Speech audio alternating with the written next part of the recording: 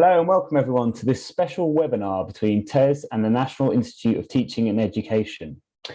Today we want to explore how ITT can positively impact retention and increase the supply of teachers and the breadth of those teachers in terms of background, style, scope, and much else.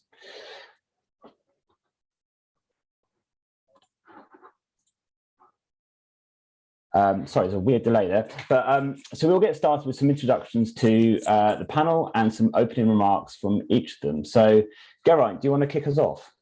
Yeah, thanks, John. I'm Professor Geraint Jones. I'm the Executive Director from the National Institute of Teaching and Education. A couple of things just to kick things off. In terms of recruitment, I think the biggest impact on recruitment, or the biggest challenge we've got in recruitment, is retention. I think we've had a 20+ year issue of golden hellos and challenges in teacher recruitment. And in that time, what we've seen is a significant increase of teachers leaving the profession. And I don't necessarily think that we have solved that or are in any way close to solving it. What teachers are telling me is that they want to teach and they want to do the job properly. And they're leaving because they don't feel they can do the job as they would wish to do it. I think that they are under huge amounts of pressure. I think the conditions are really difficult, and I think they'd like more training. So I think the two are interlinked, recruitment and retention. And I think if you fix the boiler, that being teachers staying in the profession, then that in itself will have a huge impact, a positive impact on the recruitment. Thank you, Geraint. Ian, over to you for an introduction and some opening thoughts on retention and recruitment. Thanks, John. I'm Ian Hunter. I'm the Global Director for TES Institute. We provide a portfolio of programs, both domestically and internationally. It probably comes as no surprise that I echo pretty much everything that Geraint has just said, and it left little room for addition to that. But what I would say is that challenge of retention, I think, is now being underpinned by recruitment in itself. I think we're seeing that 20% reduction in applications, which is further fueling the crisis that's unfolding. If you add to the domestic situation the fact that we are losing domestic or UK-based teachers to an international market, then we're looking at a global shortage that is just going to continue to get worse if we're losing teachers at a greater rate than we're recruiting them. And so that's where our focus is. I think there are a number of challenges ahead, which we'll talk about over the course of the call, I'm sure. And I think just to add a couple of words to Geraint's point about teachers wanting training, I think it's also development. So it's quite focused on their ongoing development, not an off-the-shelf, one-size-fits-all training that can sometimes exist. Thank you, Ian. Over to you, Emma. Thanks, John. I'm Emma Hollis, Executive Director of NASBIT, which is the National Association for School-Based Teacher Trainers. And as it says on the tin, we're the representative body for initial teacher training providers, predominantly who work in school-based sector, although we do have a growing number of university members as well, because they have large school-based provision. We collectively, our members train over 13,000 teachers a year, so around a third of the profession come through our membership. And we were asked to kind of comment on the two facets of recruitment and retention. So just a line on each, and I'm sure we'll explore them more. With retention, I think there's two things to note. One is workload is thrown around a lot, but I think it's more complex than that. I don't think it's workload in and of itself. I think and it touches on what Geraint was saying a little bit, it's the dissonance between what people think teaching is and what teaching is when they get there. So I don't think people go into teaching thinking it's not going to be hard work. And I don't think people go into teaching thinking that it's long holidays and 9 till 3, despite what press and others may say at times. I think that they have a vision of what being a teacher is, and the reality of the day-to-day job looks very different, and they don't feel they're making a difference to the lives of children, which the majority of teachers go into school to do, because they feel they're spending a lot of time doing tasks they don't necessarily feel have a direct impact on the lives of children. So I think that's where the workload issue comes from. And then the second point around retention, and I hate to be the first person on the panel to mention the P word, but I think we do have to talk pandemic, and we do have to talk about the fact that the next couple of years we're likely to see an even bigger rate of kind of people leaving the profession as a direct response of the fact that we've had 2 years of increased recruitment, which has been the result of a difficult economy through the pandemic.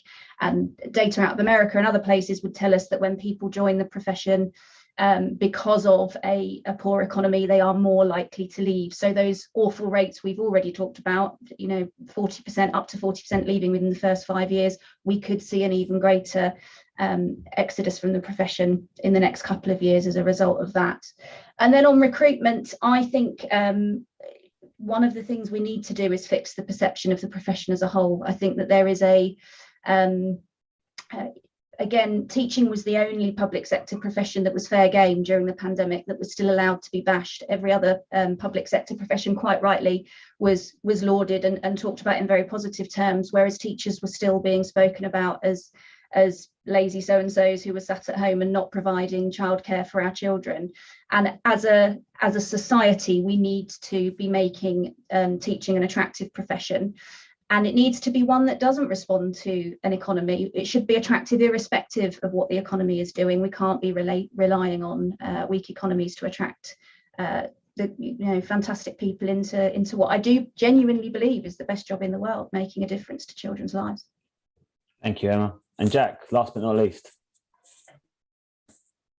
Thanks very much, John. Great to be here. Yeah, I'm Jack Worth. I'm the lead economist at the National Foundation for Educational Research, NFER.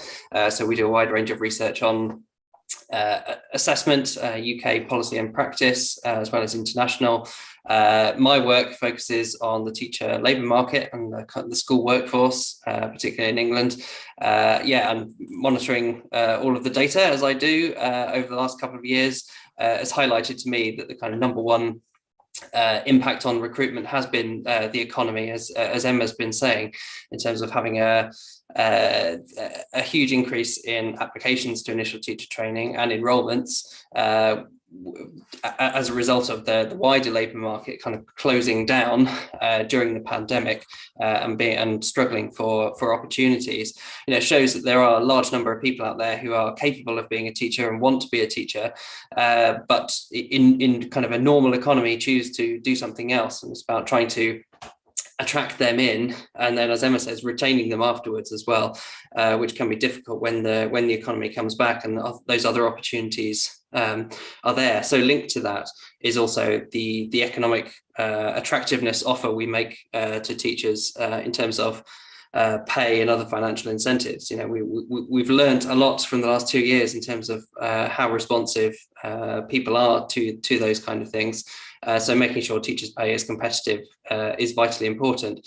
But it's far from all about pay, and I would echo everything everyone said in terms of retention being as important as recruitment. If we're retaining more teachers, that means we've got to recruit fewer teachers, and actually the targets for what we need are considerably lower.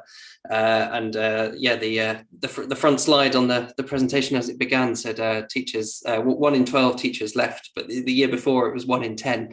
And I think we're going back to that situation because that's been the kind of normal level, if you like, for quite a number of years before the pandemic.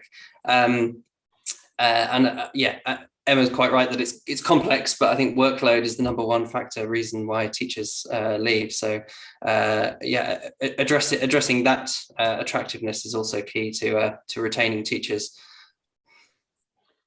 So let's take the recruitment side first. I'm going to come back to you first, Jack, to give us some context here. You mentioned pay. The government sets the pay. So if we take pay out of the equation, in the market, a person's deciding whether they want to become a teacher or not. Is there anything at the moment that happens in the way ITT is structured that prevents someone who may have an interest in teaching or want to be a teacher not sending off that application form to one of our other panelists? I'm sure there's a huge number of reasons why applicants kind of do and don't apply or continue with applications. I think having an experience in school to be able to kind of make you confident that you want to become a teacher, but also to kind of have that experience to put down on your application and demonstrate that interest and that keenness, I think is one thing. It's been difficult to kind of get those opportunities over the last couple of years, but more generally, it's just, it can seem like a closed shop to some people to whether you can apply. But also the availability of courses across the country. Is there the right provider in a local area, and do they have the opportunity to apply to them? Ryan, if we come to you next, because one of the big things you set up here and set your stall out is this flexible application model. You can start at any point of the year, and we're addressing those so-called cold spots. Was that based on intuition and statistics? Were you hearing it and seeing it in what you were assessing from your position, basically? Yeah, I think, we're not very old, so we've been doing teacher training or initial teacher training now for 18 months, and we're absolutely inundated with applications, thousands and thousands of inquiries, thousands of applications, including in traditionally hard to recruit areas of the country where we're focusing mostly, and in subjects most in need at secondary level. What we're finding from the trainees who apply to us, so that they've been knocked back once by other providers, because in their words, they don't necessarily have the experience or the knowledge which so many providers are looking for someone to start to teach. We're taking the tack of, actually, we're assessing someone's capacity to be able to teach, and not necessarily the amount of time they've already spent in a school or the knowledge they've got in teaching their subject. We're looking for whether we feel they can hold a class, whether they can manage behaviour really well, whether they're charismatic, whether they've got really good subject knowledge following their degree. So we're taking a tack at it that actually, if you have the capability to be able to teach, then why would we stop you? Many of them are also saying that because they don't have a 2-1 degree or higher, that some providers again turn them away from that. Well, from my experience, some of the very best teachers I've ever seen or worked with don't have a 2-1 or higher. So again, we're slightly more flexible in our entry criteria. And in terms of the kind of course that we're offering, we offer part-time routes to make it easier for people to be able to train to teach, whilst at the same time perhaps looking after their kids. We have multiple entry points, so it's not just geared to a September start. Our structure's modular, and therefore trainees can stop and pick it up again later on. And we're finding all of those things are actually helpful in decreasing the number of trainees who want to quit in their training year. Yes, we have some who are deferring, but they are picking it back up again. So I think all of those factors are helping. Emma, do you want to come back on that and talk about I'm a teacher who wants to, I'm someone who wants to get into teaching. There's the model Geraint's laid out, and there's various models across the system. Do you feel that all these options are too complex? Do you think complexity of teacher training is, in terms of the models on offer, is a factor in why some people turn away? Or do you think having all these different options, and I'm sure you have within NASBIT, there are various variations on the theme, if you like. Is that positive for the sector? Do we want all these options? I think it is positive for the sector. I think choice is a really important thing, but I also think that for applicants themselves, and you ask the question from the point of view of the applicants, the DFE's own research tells us that they're not really interested in anything other than geography. Can I get there? Can I drop my kid at school and get to this person's, get to my training centre, get to the school that I want to train at, without a ridiculous journey, and without it costing me a fortune in fuel and prices, increasing. That's all those considerations around the cost.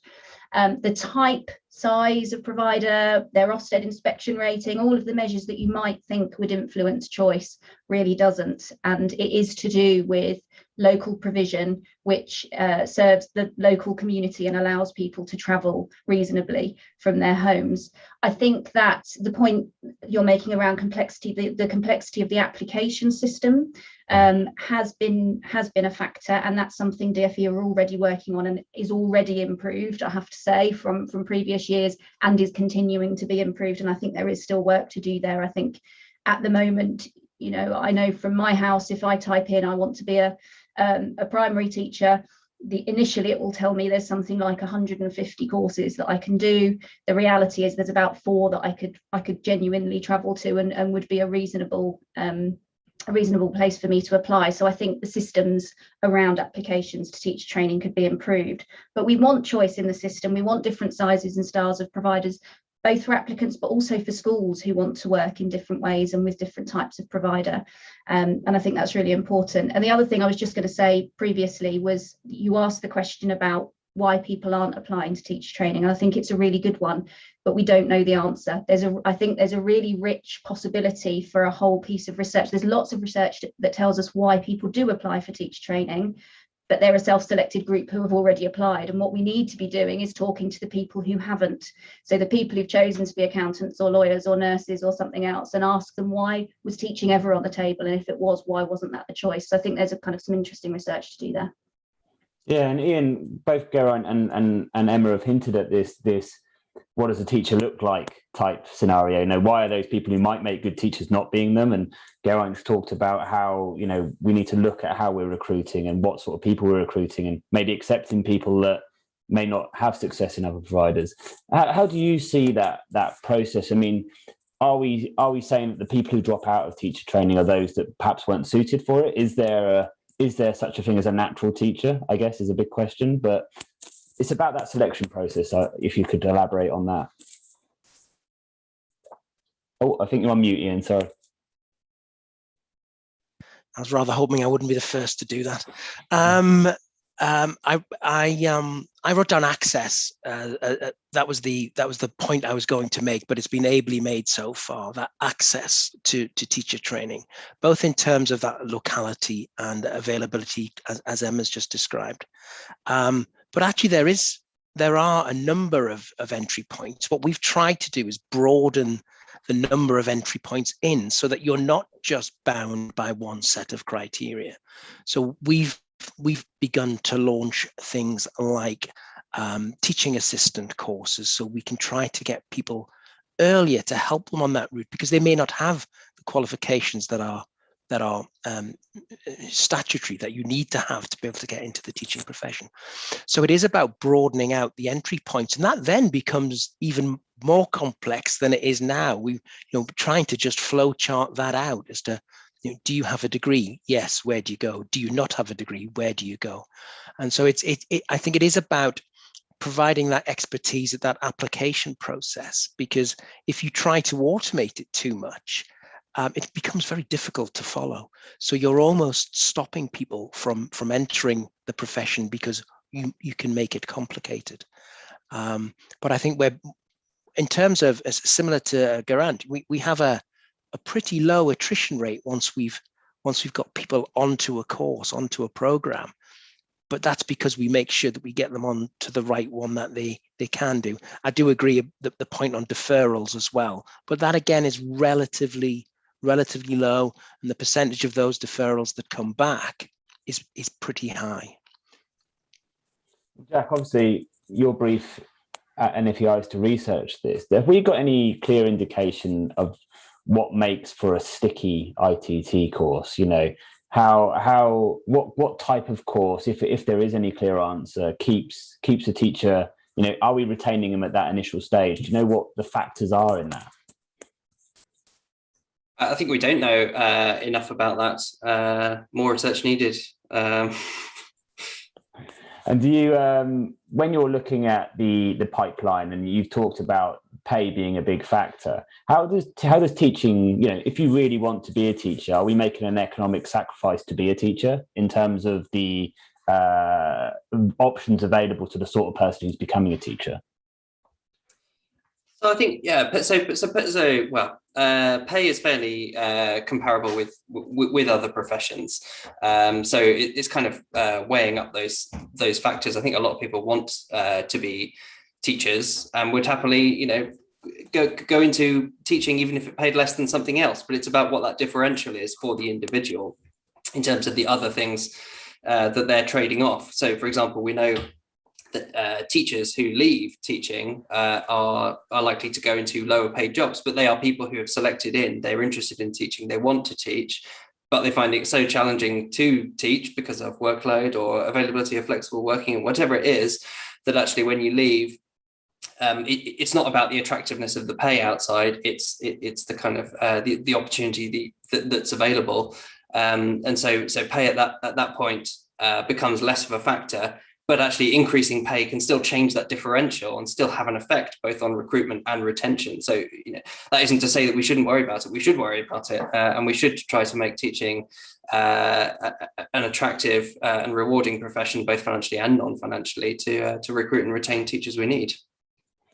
And if we move to sort of retention, either on the ITT course or afterwards, Emma, there's lots of talk on social media that teachers are leaving because they haven't been prepared properly, and ITT's had quite a bashing as well from the government in terms of the reaccreditation process. Do you feel that I could ask generally how you feel about that, but people seem to forget the initial bit of initial teacher training. And would you like to elaborate a little bit on how you feel ITT plays a role in later retention? I think you hit the nail on the head with the initial bit of initial teacher training being forgotten sometimes. I think there was a phrase kicking around a while ago that used to make my teeth itch, which was oven-ready teachers at the end of 9 months. And I always detested that phrase, because I don't think there's any other profession where you would expect people to be let loose with no support, guidance or further CPD after 9 months of training. Particularly that phrase was coming around at a time where the profession had also been told that we weren't allowed to expect people to have some experience in schools before applying. So it was fairly common practice going back several years to say at least 2 weeks in schools, to have spent some time in school to make sure it is what you think it is, that it is for you, that you've been able to see what the classroom is really like from the other side, because most people's last experience of school will have been as a pupil, and of course that gives you a very particular vision which isn't necessarily accurate of being a teacher, and being in the staff room and seeing children in all of their wonderful guises pre and post a windy day, and all of those things that we asked people to do. And for various reasons, mainly to do with kind of scrambling around recruitment, we were given a mandate by government that was no longer allowed. We were no longer allowed to make one of our entry requirements experience in school. And then at the same time being told that they need to be oven ready when they hit schools, and head teachers expect NQTs who can hit the ground running and manage classes. And I think the narrative on that has changed. So we've got the early career framework that's been put in place. That for all of it, we could have a whole separate seminar on early career framework implementation and timing of that. For all of that, and let's put that to one side for a moment, the driving force behind the early career framework in its kind of inception was an entitlement to 2 years of professional development and support, and seeing your training as being a 3-year process minimum. And even then, at that point, you're passing induction, and then you should still then be looking at golden thread and further CPD. And I do think it's really important we don't lose sight of that. There's all kinds of reasons that that's problematic and challenging for schools, and we can't undermine that, because capacity in schools to be able to support that has been kind of eroded over time. And then there was a 2-year pandemic, which made it even harder, and then the expectations on schools is ramping up before they've really had a chance to catch up with themselves. But I hope we're moving towards a place where we do see it as a 3-year minimum process, rather than something that initial teacher training in 9 months with everything it needs to cover can kind of solve, because that's neither reasonable nor something I'd want. You know, as a parent, I would want somebody who'd only had 9 months training to have further support and development whilst they're teaching my child. I think that's the right thing to do. And Geraint, when you're building an ITT course, and you know, CPD in schools has historically been slightly ad hoc, I think it's fair to say. When you're building a course, are you trying to fill holes? Yeah, are you trying to provide a firm foundation, or are you looking ahead and saying, well, I know teachers are telling us when they're leaving, they're struggling with workload or struggling with professional autonomy. We need to address those elements and taking that responsibility on yourself, or are you welcoming something like the ECF, which is allowing you to sort of position your course slightly more reactively, if you like? Yeah, I think, I mean, I welcome the ECF firstly as a stepping stone in the right direction. In terms of where we fit, well, exactly that, we fit. I don't necessarily think that we can solve all the ills that might come later. But I think if we concentrate on the craft of the classroom, and we're serious about that, not just in initial teacher training, but throughout a teacher's career. Let's just take inset. When I've been a head teacher, I know the pressure on schools when the children aren't in to be able to do other things. Do we genuinely put the resource into inset, which we should in schools? I'd say not. Budgets. I was really lucky to get £200 spent on me as a teacher per year. When, let's look at law, let's look at medicine. What's the expectation in those professions of continued development? To be honest, it pales into insignificance in teaching compared to those.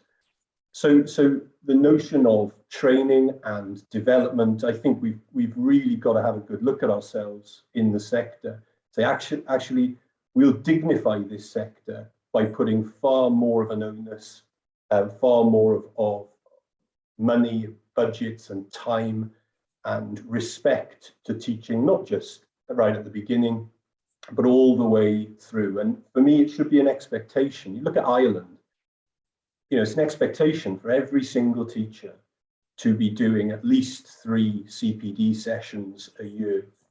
Their postgraduate initial teacher training is 2 years long. And the profile of education in the country is very, very high.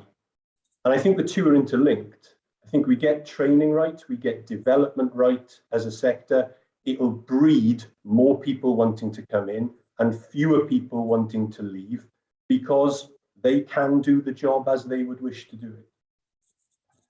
And on that, Ian, in terms of how we judge ITT, so if we're saying that continuous professional development is very important, so like a teacher is learning across their career, if you're someone like Jack and you want to analyse why a teacher is leaving, how do we assess the impact of ITT, the ITT element of that continuous professional development? If we say you start training on day one and you finish when you retire, what do you think is a fair assessment of ITT's role in that, in terms of how we might hold ITT to account, or someone like Jack might? Well, it's clearly incredibly formative. It sets the tone. It sets the foundations for what comes next. You know, we pretty much finish at ITT an institute. We don't get involved in early career framework and beyond. But I think Emma, it was said, talking about the golden thread. I think without getting ITT right, then there's nothing to follow. I think if the rate is that 1 in 5 teachers leave in the first 2 years, I think without an excellent ITT provision, then that number just gets much higher. We have to ready teachers for that next phase. So I think it's incredibly formative. Incredibly. Jack, when you're looking at retention figures and you're assessing how severe the problem in teaching is, do we have a good idea about what a normal retention situation should look like? How many do we expect across the professions to leave a profession and change a career in, say, the first 5 years? And how does teaching compare in that? It's a really interesting question, because actually we'd like to know more about how teaching compares to other professions. It's difficult to get really kind of comparable data, especially given teachers. We talk about teachers leaving the profession, but actually, in terms of the way we measure it, they're only leaving the state-funded sector. They may be leaving to teach internationally or in Wales or in private schools. There's so many different avenues and different ways that actually, and a lot of those who leave, we've looked at other data, other research where we can look at what teachers leave to do, and a lot of them stay within the wider education sector as well, even if they're not directly teaching. So yeah, there's that in terms of the destinations of where teachers are going. It's complicated, and in terms of how it compares, there's always going to be teachers who, at various points throughout their early career or in initial teacher training, realize that teaching isn't for them, and so we shouldn't be idealizing kind of getting down to 0% on leaving rates. I think it's a perfectly normal part of any system that people try things and it doesn't work out for them. But I think the leaving rates, especially in the early years at the moment, are too high, and can be addressed and brought down so that we're not losing so many teachers, and we have to keep recruiting them in the door and have a constant turnover system. England has one of the youngest teaching workforces in the world because of that kind of constant churn and constant turnover. It's very different in other countries where you have a much more balanced age profile because those teachers are being retained. Geraint, you mentioned you were a teacher, and you would be one of those who've left the classroom as such, or left the school, and the average age has come down. Why, are we giving up on those teachers when they hit a certain age and thinking, okay, they're sort of molded at this point? Is that when we need to hit them with CPD? Or are there people, as Jack says, are they moving out into different professions for more money or for more whatever they're looking for? Or do you think that actually teaching is a young person's game as such? It is workload and things like that are turning people away. I mean, what's your thoughts on what's happening in those older age groups in schools? I think the first thing to highlight is perhaps the intention these days of people joining the profession is different to those in the past. I mean, if I'm being offered a fairly considerable sum of money on graduation to give teaching a go, I'll probably pay off a fair whack of my student loan in the first couple of years, and that's my plan, then I'm highly likely going to see that plan out and pay off my student debt and then go somewhere else. And there are even initiatives in the sector which are promoting that. Is that damaging our profile? I think the other factor, to come back to what I was saying at the beginning, this is a hard job, and I don't necessarily hear lots and lots of teachers shouting about what an amazing job it is and promoting it, and I think that's damaging. So I think people are perhaps coming into the profession with that short term in mind from the outset. It's also turning a lot of people off from coming in. So when it comes to, I suppose, training, I think there's still I think it's still fair to say that schools generally see training as something which happens right at the beginning, and perhaps it's left to chance more and more the older people get. But the very best schools build their school around teacher development. That CPD is embedded in what they do, and no surprises, their retention rates, at the very least, what heads are telling me is that their retention rates are good. So for me, it's a sector-wide issue. It's a profile issue. But we've got to look at the job, and that's not a one-year fix. That's a 10-year plan, possibly longer. to look at, okay, well, how can we make this job firstly possible, doable, and how can we make it enjoyable? So for me, those are the reasons why too many are leaving. And Emma, you spoke about this golden thread, and Geraint's talked about this continuous professional development.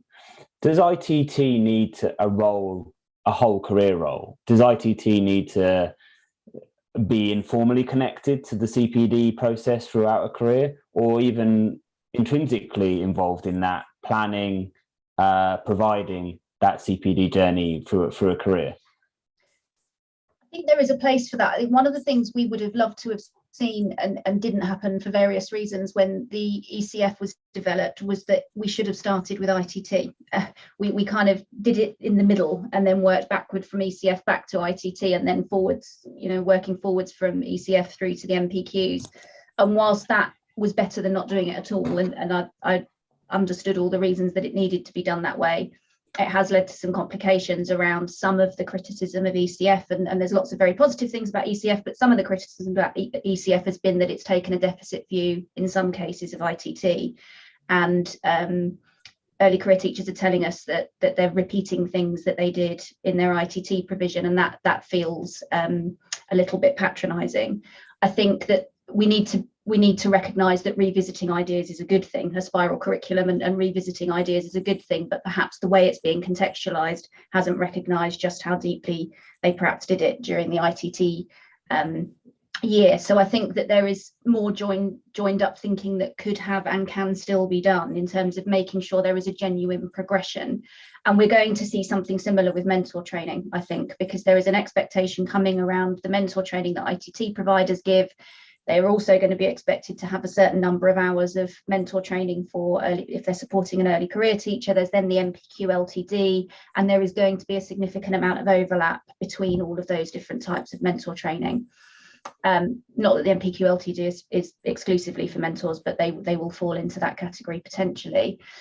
And we run a risk of patronising people by asking them to repeat training that they've already done. And I think we need to take as an entire system, and this needs to be supported at DFE level. At the moment, DFE are still thinking in some ways in silos about these things, and they need to be thought of much more as a continuum and something that's joined up in a much more cohesive way, which I can't remember, Ian, I think was saying we need to start at where people are and not make assumptions and give them an off-the-shelf program. We need to start where they are and take their learning on from there, rather than shoehorning an hour a week looking at X, Y, and Z as a kind of expectation for everybody, irrespective of their previous experience.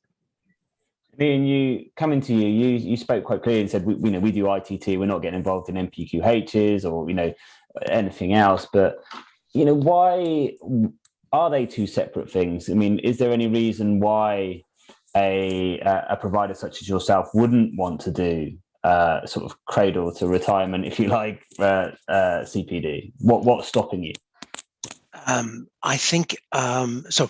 The first point is no, there isn't a reason why you couldn't be cradle to retirement, if that's a phrase now. Well, we've just created it, so let's use it. But it was a capacity thing for us at the time. We wanted to do what we do really, really well, and I think Geraint and what he does. He's innovated, we innovate, we push the boundaries of ITT to be as a positive experience as it can be, and therefore there is that overlap. And I think there is an argument that said it should have started with ITT, as Emma said, because the way it's viewed now, and I think some of what Emma mentioned is that ITT is much stronger than perhaps it's been given credit for. And so we would look at doing the next phase, the next step. I would say that there wasn't an awful lot of encouragement to do that. I think it did feel as if the names were on the doors a little bit as to who might be picking up those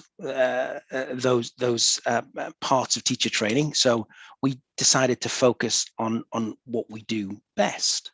And I just wanted to make one more point, which comes back to something that both Jack and Geraint said. Geraint said in his opening address, teachers want to teach, and that's why they're leaving the profession. But one of the reasons. But actually, as Jack said, they're moving abroad. And I think there's an argument that they are afforded the opportunity more overseas to teach than they are here. And I think we have to take that into consideration as well, that if they're not being allowed to teach here and they're moving on, at least they're staying into teaching. We in TES Institute have a number of ex-teachers, head teachers, deputy head teachers. They want to give back. They haven't lost the desire to teach. But yeah, sorry. Geraint, this brings us to sort of the Institute of Teaching, the government's proposed new body, which does appear to have a teacher training and CPD remit. They do seem to be trying to connect those two elements. And as Ian said, that hasn't been an impulse. There hasn't been like an open thing saying, oh, we should run this all the way through one organisation. How do you feel that it's shaping up in terms of teacher training if we view that as a life cycle training, not initial teacher training? Do you think that the IoT will prompt a more cradle to retirement, we're going to use it again, system will force you guys into that space? Or do you think the IoT is a different sort of beast? Yeah, I think first things first, I'd welcome another provider in offering initial teacher training and professional development, and certainly targeting areas of the country which are underrepresented or hard to recruit. The more the better, really. It's not easy though. So certainly something I've learned in the last 3 years setting up Night. It's really not easy, because so many schools are wedded to a local provider or a certain way of doing things. And certainly the pandemic and school placements, like I said, thousands and thousands. We could easily now be at 2,000 ITT students. We've not been able to place them. And I think it's great that there's the government's new Institute of Teaching when it comes. That should be a positive thing. But for them to think we'll get up to 1,000 trainees in a matter of a couple of years, and we'll deliver X and we'll deliver Y and we'll lead the sector. Okay, yeah, fab. But trust me, it's not easy. Really not easy to break the mold and be innovative and establish relationships. It's tough, but very enjoyable and worthwhile. And Jack, you look at the data around why teachers are leaving, and we have a huge focus on this first 5 years, but we do lose teachers over their career. And it's interesting that, you ask a teacher why they leave and workload comes up or accountability comes up. Do you think that's a reliable first-hand data? Do you think they are the easy go-to reasons teachers are leaving? And if not, do we need more research there so that we can build training that addresses perhaps, I don't want to say the real problems, because we know workload is a problem, but at the moment we're so focused on workload and so focused on accountability as the reasons people are leaving that our interventions are geared to those elements. Do you think we need more information in this system so that we can build ITT and continuous professional development to address perhaps the underlying issues? So workload comes up as the number one factor why teachers say that they leave. But as Emma said earlier, it's a very complex thing. It's not just the fact that you're working 50 hours a week and people in other professions are working 40 hours a week. It's a lot more complicated than that. It's what you're asked to do. It's what impact that's having in the classroom. We did a piece of research a couple of years ago about teachers' sense of autonomy or influence over what they're doing, and that's a key factor related to how manageable workload feels, but not working hours. That's the essence of workload, because it's not manageable, rather than the actual kind of quantity of the hours or the counting of the hours. We did the teacher workload survey for the Department for Education a couple of years ago. Showing that teachers are working a lot of hours on marking, planning, data administration, and less time. Talis survey showed less time on teaching than in other countries. So, really getting that balance right in terms of workload. And one of the things that came out of that, one of the barriers to doing professional development is having the time to actually engage with it. So there's a sense in which, professional development, if it was just another thing to do, is actually counterproductive in terms of actually managing workload. So it needs to kind of integrate with everything. And one of the things we found in that piece of research on autonomy was that actually teachers' sense of influence over what their professional development goals were was most associated with increases in job satisfaction and intention to stay in teaching. So that's when professional development can really have a great impact on teachers' professionalism and their decision to stay in the profession, is when they feel like the professional development they're doing is relevant to what they need to achieve in the classroom and supports them, but isn't just another thing to do that isn't relevant to what they're trying to do. I think that's a nice point for us to move to round this discussion up. And we started by looking at the key challenges of retention and recruitment.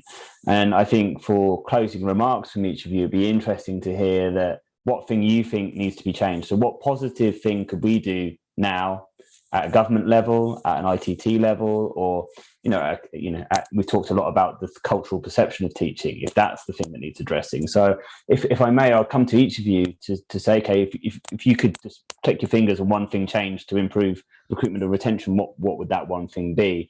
So I'm going to come to you first, Emma. Tricky, so everyone else gets time to think. No, that's fine. I think it's relatively a straightforward answer, but not a straightforward way to achieve it. And you were saying earlier that our interventions are all around workload, and I'm not entirely sure that they are. I think that actually where we've got to is across all kinds of sectors in England is a bare minimum capacity. So operating at the bare bones of capacity in schools, in hospitals. And we've seen the last 2 years have taught us how dangerous that is and the impact that can have when the slightest thing changes and goes wrong. There is zero wriggle room in schools. Everybody is working at the absolute max, and it's the leanest possible model. The impact of that is that anytime there's a new expectation on schools, and we're piling them on at the moment, they can't cope with them, and the system is breaking. And that's not the school's fault. That's down to a capacity issue. So if I had my blue sky and a magic wand, I would be increasing capacity in schools to the point where there is flex in that system, so that we've got people with time on their timetable to be able to mentor effectively in ITT and the early career framework, so that we've got people who can take time out and do the expected number of hours of CPD that Geraint was talking about, and that not being something they have to do in their evenings or at the weekend, that's built into the system, so that teachers aren't spending so many hours on administration. Because we go back to the vision of originally having teaching assistants in school was to support the work of a teacher and take much of that administrative work away, so that the teacher could get on with the business of teaching. And that's all completely changed and disappeared, and we've got to this kind of absolute lean model where we can talk about the savings, government can talk about the savings they're making, but what's the long-term cost of that in real terms? And I think that's the change I would make. Thank you, Emma. Ian, what are you waving the magic wand to do? Well, partly selfishly on this one, but I'd sort of build on what Emma's saying around capacity. I think what I'd like to see is a value attached to what ITT providers do. I think we have a very real concern coming up now where there will be a lack of capacity in the market to support ITT. And I think we're going through a process through reaccreditation, through inspection, that is encouraging providers to withdraw from the market. If that is deliberate, then we have a real problem, because there's going to be a huge shortage of places. And B, if it's not deliberate, we're going to have a huge shortage of places, because it's going to happen inevitably that the providers don't necessarily seem to be supported to do well, more looking for reasons to challenge what they do. And that would be my magic wand. Let us do what we do because we do it well, and let us build. That would be my magic wand, I think. Thank you, Ian. And Jack? Yeah, I definitely agree on capacity. It's one of the things we've been looking at in terms of schools' ability to kind of absorb ITT placements and be able to support them. I guess I've got to stick up for being an economist, and I'm going to say, I know you said take it off the table, but teachers' pay, you know, it's still under consideration in terms of what teachers' pay look like. There's a lot changing in the wider economy, and you know, the DfE at the moment is setting pay over the next 2 years and needs to think really carefully about what that looks like, because, you know, deteriorating competitiveness of teachers' pay over 2 years is going to really leave an even worse recruitment and retention situation, which is very hard to come back from. So it is vitally important as a kind of backstop. You know, I think Damien Hines, when he was Secretary of State for Education, said there isn't a great big lever that I can pull called workload. But you know what? There is a big lever that government can pull in terms of teachers' pay and kind of the financial side. So I think now, a moment when we're coming out of a recession is an important moment to pull that and make sure that teaching is competitive. You just endeared yourself to about 500,000 teachers who all would like a pay rise very much. Geraint, over to you, my friend, to round us off. Magic wand, I would say I'd want the 2-year initial teacher training model. Give me a new teacher for 2 years and I'll do wonders, is the general philosophy I go by. 1 year, a postgraduate, 36 weeks, it's just not enough, it really isn't. And I think that the more training teachers come into schools with, the fewer managers you need in schools, because the fewer problems there'll be to pick up. So that's where, you know, that's where we can be saving money, you know, not having 15 assistant head teachers in charge of pens and pencils and those things. Let's get better trained teachers who take ownership of the classroom because they can own it, because they're better trained. That would be mine. Let's see if the someone from the DfE is on the webinar taking notes and eagerly preparing it for the next announcement. Huge thank you to you all for coming on the panel. Huge thank you to everyone watching. I'm sure the debate will continue on social media and on Twitter. So if you do have questions for the panelists, I think everybody's on Twitter to ask those questions there. And thank you again for being here. Thank you very much.